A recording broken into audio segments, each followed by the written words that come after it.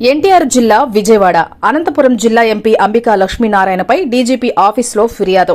ఆంధ్ర రాష్ట ప్రజాసమితి రాష్ట ఉపాధ్యక్షుడు రమేష్ నాయుడుపై మానసికంగా అసత్య ప్రచారాలు చేస్తున్నాడని ఫిర్యాదు.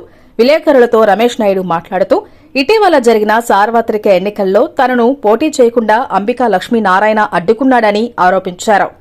తనను ఎన్నో రకాలుగా ప్రలోభాలు పెట్టి తన మనుషుల ద్వారా బెదిరించినట్టు ఆయన వాపోయారు. ప్రజాస్వామ్య వ్యవస్థలో ఉండి ఒక బాధ్యత గల ఎంపీ అయిన లక్ష్మీనారాయణ ఒక వీధి రౌడీలాగా ప్రవర్తిస్తున్నాడని, అసత్య ప్రచారం చేస్తున్నాడని ఆవేదన వ్యక్తం చేశారు. ఇటువంటి అసత్య ప్రచారాలు చేసే లక్ష్మీనారాయణపై చట్టపరమైన చర్యలు తీసుకోవాలని డీజీపీని కలిసి ఫిర్యాదు చేసినట్టు మీడియాకు తెలియజేశారు. మీరు 150 ఫోన్ చేయలేదా? నువ్వు నీ కొడుకు వీక్షిత్తు మీరిద్దరూ ఫోన్ చేయలేదా? మా తాడపత్రి వాళ్ళతో ఫోన్ చేయలేదా? మధ్యవర్తిత్వం రాయబారం నడపలేదా? తర్వాత నాకు సంబంధించిన సన్నిహితులు, శ్రేయోభిలాషులు, మిత్రులు, అనంతపురం ఎవరన్నా బంధువులు ఉంటే అందరితో చెప్పలేదా? దాదాపు 150 ఫోన్ చేసావు. నువ్వు చేసావు, నీ కొడుకు చేశారు, చేయలేదా? ఎందుకంటే గాజు గ్లాస్ గుర్తు ఉంటే ఓట్లు చీలి ఓడిపోతానని భయపడలేదా? ఏంటి అప్పుడు ఏదో జరిగింది, ఎలక్షన్స్ అయిపోయినాయి, తర్వాత అధికారం వచ్చింది. అధికారం వచ్చిన గమ్ముకుండా మళ్ళీ దాడులకు పాల్పడి ఏదేదో మాట్లాడతావు. 10 లక్షలు ఇచ్చిన ఆరోపణలు, తప్పుడు ఆరోపణలు చేస్తావు. మూతి వదులుతుంది, తప్పుడు ఆరోపణలు చేస్తావు. అది చేయకూడదు, పద్ధతి కాదు. ఇచ్చినావా? ఎవరికి ఇచ్చినావయ్యా? ఏంటికి ఇస్తారు డబ్బులు? విత్డ్రా చేసుకోమని బెదిరించినావు, చేసుకోలేదు. గుర్తు మార్చుకోమన్నావు, అది కుదరలేదు. లాస్ట్ ఇంకా ప్రచారం చేయడానికి కాళ్ళు పట్టుకున్నంత పని చేయలేదా నువ్వు? ఇక్కడకు చెప్పండి. పద్ధతి కాదు. ప్రజాస్వామ్యంలో పోటీ చేస్తారు, అన్నీ జరుగుతుంటాయి, కామను గెలుపోవటం ఉంటాయి. ప్రజాక్షేత్రంలో గెలిచినారు. ఏదైనా ప్రజా సంక్షేమం కోసం పాటుపడాలి కానీ వ్యక్తిగత దాడులు, వ్యక్తిగత దూషణలు, తప్పుడు ఆరోపణలు చేస్తారా? అది పద్ధతి కాదు. ఇప్పటికైనా మానుకోండి. మీరు రెడ్ బుక్ రాజ్యాంగం అని ఈ ఆరోపణలకు మీలాంటి దుష్టులు, దుర్మార్గులే, నీచులే దానికి ఒత్తాసు కలిగి ఉంటుంది. ఎక్కడ అటువంటి జరగలేదు. మీలాంటి వాళ్ళ వల్ల ఇటు తప్పుడు ఆరోపణలు వస్తున్నాయి. ఇది కూడా పార్టీ అధిష్టానం గుర్తించాలా. ఇట్లాంటి వ్యక్తులను ప్రోత్సహించద్దండి. ఇటువంటి వ్యక్తులను ఖండించి వీళ్ళ మీద చర్యలు తీసుకోవాలని ఆరోపిస్తున్నాను. నేను వచ్చేసి ప్రత్యక్ష రాజకీయాల్లో, పరోక్ష రాజకీయాల్లో దాదాపు 20 ఏళ్ళ నుంచి ఉన్నాను. నేను పేరన్నాయిరెడ్డి అన్న గారు, ఆయన మాకు రాజకీయ గురువు. ఆయన వల్ల నేను రాజకీయాల్లోకి రావడం జరిగింది. 2014లో కంటెస్ట్ చేసినాను.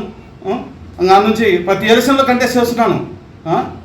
ఎక్కడ నేను తగ్గలేదే. ప్రతి ఎలక్షన్స్, ఎమ్మెల్సీ ఎలక్షన్స్ కంటెస్ట్ చేశాను, ఎంపీ, కౌన్సిలర్, మున్సిపాలిటీకి చేశాను, ఎంపీ అభ్యర్థిగా చేశాను. ఎక్కడ ఎవరి ప్రలోభాలకు లొంగను. నేను ప్రజాసేవ లక్ష్యంగా ముందుకు సాగుతున్నాను. సత్యసాయి బాబా చెప్పినట్లు సర్వీస్ ఈజ్ గాడ్ అని చెప్పినారు. దాన్ని నేను మనస, వాచ, కర్మన సిద్ధాంతాలను నమ్మిన వ్యక్తిని, అది ఖచ్చితంగా పాటిస్తున్న వ్యక్తిని. కరోనా టైంలో ఎన్హెచ్ఆర్సీ తరఫున మేము సొంతంగా మా ఫ్రెండ్స్, మిత్రులందరూ కలిసి అనేక సేవా కార్యక్రమాలు చేసినాం. చూసుకోండి, సేవా కార్యక్రమాలు గత 16 ఏళ్ళ నుంచి చాలా సామాజిక సేవా కార్యక్రమాలు చేస్తూనే ఉన్నాం. మేము సామాజిక సేవా కార్యక్రమాలు చేసేటికి రాజకీయ భరోసా అయితే ఇంకా ఎక్కువ విస్తృతంగా ప్రజలకు సేవ చేయొచ్చనే ఉద్దేశంతో మేము రాజకీయాల్లో రావడం జరిగింది. దాని తగ్గట్టే మేము ప్రయత్నాలు చేస్తున్నాం. కానీ ఇది పద్ధతి కాదు. దాడులకు, వ్యక్తిగత ప్రజాస్వామ్యంలో వ్యక్తిగత దాడులకు తావులేదు. వ్యక్తిగత దాడులు మంచివి కాదు. మీరు ఏదన్నా ప్రజా సంక్షేమం కోసం పాటుపడండి. అనంతపురం జిల్లా కోసం ఏం తెచ్చారా మీరు? పార్లమెంట్లో ఏమడుగుతారు? మా కులానికి ఎస్సీ ఎస్టీ చేర్చమంటారు. అది ఎస్సీ ఎస్టీ చేర్చేకి నువ్వు ఎంపీగా ఆడమాటాలని చెప్పనే ఉంది. ప్రత్యేక హోదా అడగండి. ఏదన్నా అనంతపురం జిల్లాకు ఏదైనా సస్యశ్యామలంగా తాగునీటి ప్రాజెక్టులు అడగండి. లేదంటే ఇంకా ఏదైనా కానీ హార్టికల్చరు అభివృద్ధికి ఏదైనా కానీ నిధులు కేటాయించమనండి. రైతులు బాగోలు కదండి. ప్రజా కొంతయి మాట్లాడండి. అయ్యా, నిన్ను చూసి ఎవరు ఓట్లేశాను? నువ్వు ఎంపీ అభ్యర్థిని. నీ ఎంపీ ఎవరు? నీ మొహం కూడకూడదు. బాలకృష్ణ గారు ఏదో దయదలిచి నువ్వు హిందూ ప్రవాసి, నువ్వు అనంతపుర వాసి కూడా కాదు. నీకు అనంతపూర్ పార్లమెంట్ టికెట్ ఇచ్చి ఆయన ప్రోత్సహించినాడు. నీ మొహం కూడా, ముక్కు మొహం కూడా ఎవరు చూడలే ప్రజలు. ఆ టీడీపీ గాలి వల్ల నువ్వు గెలిచిన వ్యక్తివి. ఇప్పటికి అనామకంగా గెలిచిన వ్యక్తి నువ్వే.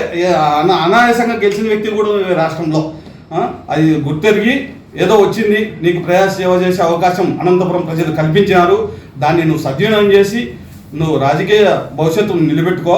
లేదంటే ఇట్లే చేసినావు అనుకో, నీకు రాజకీయ భవిష్యత్తు ఉండదు. వీటికి సమాప్తం అవుతుంది అని హెచ్చరిస్తున్నాము. పద్ధతి కాదు. దాడులు చేయడం ప్రజాస్వామ్యంలో కుదరదు. వద్దు. ఏదన్నా ప్రజాస్వామ్యంగా ప్రజలకు సేవ చేసేది నేర్చుకోండి. అయ్యా, సేవ చేయకోకుండా ఇది ప్రత్యేక వ్యక్తిగత దూషణలు, దాడులు పాల్పడతావా? దీని గురించి అన్ని కంప్లైంట్ చేయడం కూడా జరిగింది డీజీపీ గారికి మీ మీద. ఇది పద్ధతి కాదు. ఇప్పటి నుంచి అయినా సక్రమంగా ప్రజాసేవలు చేయండి. నేను సేవలు నమ్మిన వ్యక్తిని. నేను అనేక సేవా కార్యక్రమాలు చేస్తున్నాను. ఎక్కడ నా మీద అవాకులు చెవాకులు లేనిపోని తప్పుడు ఆరోపణలు చేస్తావా? పద్ధతి కాదు. ఇప్పటికైనా మంచిగా మీరు సేవలు చేసి ఏదైనా రాష్ట్ర ప్రయోజనాల కోసం పాటుపడాలని విజ్ఞప్తి చేస్తున్నాను. Thank you.